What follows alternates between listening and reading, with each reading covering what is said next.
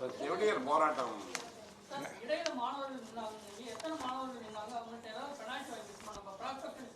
அதெல்லாம் பெனால்ட்டி அதெல்லாம் முழுக்க விதிமுறைகள் என்னவோ அதுபடி பண்ணிடுவோம். அதான் சொன்னேன், இப்போ 23 பேருக்கையும் வசூல் பண்ணியிருப்பாங்க. அதாவது ஒருத்தர் கூட அது மாதிரி பண்ணாமல் இருக்க முடியாது. 23 பேருக்கையும் அது எம்பிபிஎஸ்ஸை பொறுத்த வரைக்கும் 23 பேர். 23 பேரும் என்ன காரணத்துக்காக விட்டுட்டு போனாங்களோ அவங்களோட அந்த கல்வி கட்டணம் விதிமுறைகளில் இந்த ஃபீஸ் ஃபிக்சேஷன் கமிட்டியெல்லாம் ஒரு தெளிவான விவரங்களை நிபந்தனைகளை விதித்திருப்பார்கள். அந்த நிபந்தனைகளின் அடிப்படையில் அதெல்லாம் வசூல் பண்ணிவிடுவாங்க. அந்த 23 என்ன காரணத்துக்காக விட்டு போனாங்கிறத தனித்தனியாக வேணால் உங்களுக்கு ரிப்போர்ட்டாக கொடுக்க சொல்கிறோம். இந்த 23 பேர் எம்பிபிஎஸ், பிடிஎஸை பொறுத்த வரைக்கும் 27. இந்த 50 இடங்களை நிரப்புவதற்கு உடனடியாக துரிதகதியில் செயல்பட்டு இந்த அரசு வேகமாக செயல்பட்டதன் விளைவு 10ஆம் தேதி துறையின் செயலாளர் அவர்கள் ஒன்றிய அரசுக்கு, குறிப்பாக அந்த ஒன்றிய அரசு நிர்வாகத்துக்கு இது சம்பந்தமாக கடிதம் எழுதி ஒப்புதலை பெற்று இந்த மெடிக்கல் கவுன்சிலிங் கமிட்டிக்கு வந்து எம்சிசி என்று சொல்லப்படுகிற மெடிக்கல் கவுன்சிலிங் கமிட்டிக்கு கடிதத்தை எழுதி அவங்களும் ஒரு வாரத்துக்குள்ளாகவே ஒப்புதலையும் தந்து 20ஆம் தேதியிலிருந்து 23ஆம் தேதி வரைக்கும் அது நடத்தப்பட போகுது. எனவே ஒரு கல்வியிடம் கூட காலியாக இல்லாத சூழலை இந்த அரசு உருவாக்குவதற்கு நடவடிக்கை எடுத்திருக்கிறது.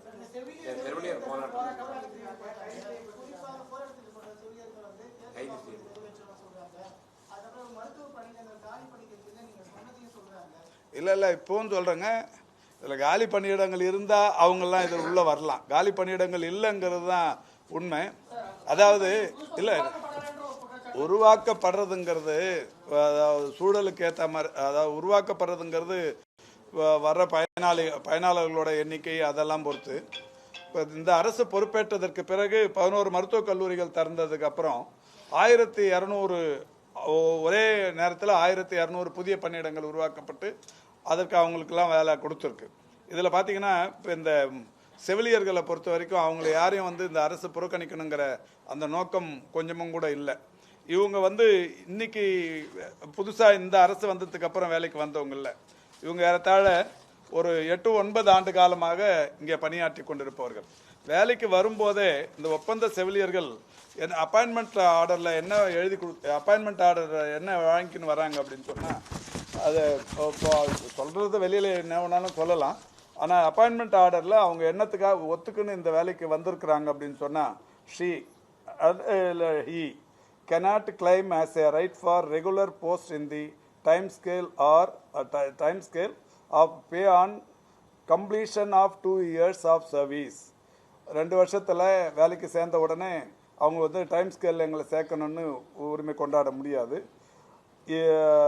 He will be observed into regular time scale of pay as and when vacancies arise according to the seniority of selection. காலி பணியிடங்கள் உருவாகிறத பொறுத்து இவங்க உள்ள சேர்க்கணும். இப்போ இந்த அரசு பொறுப்பேற்றதற்கு பிறகு எவ்வளோ காலி பணியிடங்கள் வருடந்தோறும் உருவானது அப்படின்னு சொன்னோம்னா, ஒவ்வொரு வருஷமும் 2021 251 காலி பணியிடங்கள் உருவாச்சு. 251 பேருக்கு அந்த இது கொடுத்துருக்குறோம், அவங்கள நிரந்தரப்படுத்தியிருக்கிறோம். 2022 678 பேர் வேக்கன்சிஸ் கிரியேட் ஆச்சு, அதை ஃபில் பண்ணிட்டோம். 2023 489 பேர் 489 பேருக்கான வேக்கன்சிஸை கிளியர் பண்ணிட்டோம், ஃபில். 2024 இந்த புதிதாக உருவான மருத்துவக் கல்லூரிகள் 11க்கும் சேர்த்து 1694 செவிலியர்களுக்கு அந்த நிரந்தரப்படுத்தப்பட்டு விட்டது. இதெல்லாமே நாம் ஒவ்வொரு தடவையும் நிகழ்ச்சி நடத்தி அதற்கான ஆணைகளை தொடர்ச்சியாக கொடுத்துட்டு வரோம். அது மாதிரி 2025 சமீபத்தில் ஒரு 502 பேருக்கு தந்திருக்கிறோம். இப்போவும் கூட ஒரு 169 காலி பணியிடங்கள் உருவாகி இருக்கிறது. நான் திரும்ப சொல்கிறேன், இந்த செவிலியர் பணியிடங்களில் இப்போ காலியாக உருவாக்கி இருக்கிற இடங்கள் 169. இந்த 169க்கும் இப்போ இன்டர்வியூ முடிச்சாச்சு. இந்த 169 பேருக்கும் இன்றைக்கி நாளைக்கு கவுன்சிலிங் முடிஞ்சு இன்னும் 2 நாளில் அவங்களுக்கு அந்த பதவி உயர்வு ஆணைகளை தரப்போகிறோம். நிரந்தர ஆணைகளை டைம் ஸ்கேல் பவுண்டுக்குள்ளே வரதை தரப்போகிறோம். இன்னும் 2 நாளில் இங்கே டிஎம்எஸ் வளாகத்தில் வச்சு கொடுக்க போகிறோம். இது வரைக்குமே ஒன்று கூட காலி இல்லாமல் வச்சு நிற்கிறோம். ஆனாலும் கூட இவ்வளோ கொடுத்ததுக்கு அப்புறமும் இந்த அரசு வந்து கொடுத்துருக்கிறது மட்டுமே 3783 பேருக்கு பண்ணியிருக்கிறோம். இது இன்னைக்கு நேற்றுக்கு உருவானதில்லை, 8 வருஷமா 9 வருஷமா இருந்து வருது. இதில் 3783 பேருக்கு பண்ணியிருக்கிறோம். இன்னும் பண்ண வேண்டியதுங்கிறது ஒரு 8000 பேர் அளவுக்கு இருக்குது. 8322 பேருக்கு பண்ண வேண்டியது இருக்குது. இப்போ அவங்களோட கோரிக்கையும் நியாயமானது. நாங்கள் வந்து ரொம்ப நாளாக இருக்கிறோம், எங்களை நிரந்தரப்படுத்தணுன்றாங்க. இப்போ அவங்களே இந்த கொடுக்கும்போதே அவங்களுக்கான இந்த அப்பாயின்மெண்ட் ஆர்டர்லேயே காலி பணியிடம் உருவாகிற போது தான் அவங்களுக்கு இந்த வேலை கிடைக்குன்னு சொல்லியிருக்கு. இப்போ அவங்க குற்றம் சாட்டுறது ஏதாவது காலி பணியிடம் இருந்து எங்களை நீங்கள் நிரந்தரப்படுத்தலைன்னு சொன்னால் தவறு. உடனடியாக துறையில் உத்தரவிட்டு அன்றைக்கே பண்ண சொல்லிடுவோம். காலி பணியிடங்களே இல்லைங்கிற ஒரு சூழ்நிலை உருவாக்கி வச்சுருக்கிறோம். இப்போவுமே 169 காலியாக இருந்தது, 169க்கு ஆர்டர் ரெடி பண்ணியிருக்கிறோம்.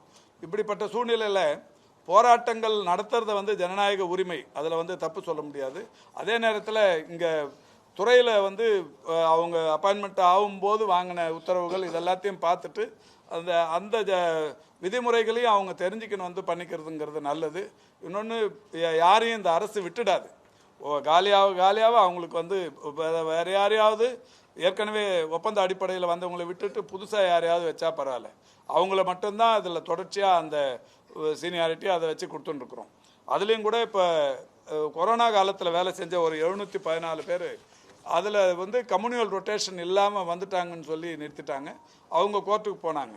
இப்போ அவங்களுக்கு ஒரு முன்னுரிமை கொடுக்க சொன்னாங்க. இந்த ஒப்பந்த செவிலியர் இந்த லிஸ்ட்டில் அவங்கள சேர்க்க சொல்லியிருக்கிறாங்க. இப்போ அது கம்யூனியல் ரொட்டேஷனுக்கு MRBKயில் அனுப்பி கம்யூனியல் ரொட்டேஷன் அந்த சிஸ்டம்லாம் அவங்க முடிச்சிருக்கிறாங்க. 1-2 நாளில் அந்த குறைகள் சரி செய்யப்பட்டு அவங்களையுமே திருப்பி சேர்க்க போகிறோம். அதனால் ஒருத்தர் கூட இந்த துறையில் வந்து நான் வேலை செஞ்சேன் பாதித்தேன் அப்படிங்கிற மாதிரியான சூழல் கடந்த 4.5 ஆண்டுகளாக இல்லை என்பதை அனைவருமே நன்றாக அறிவார்கள்.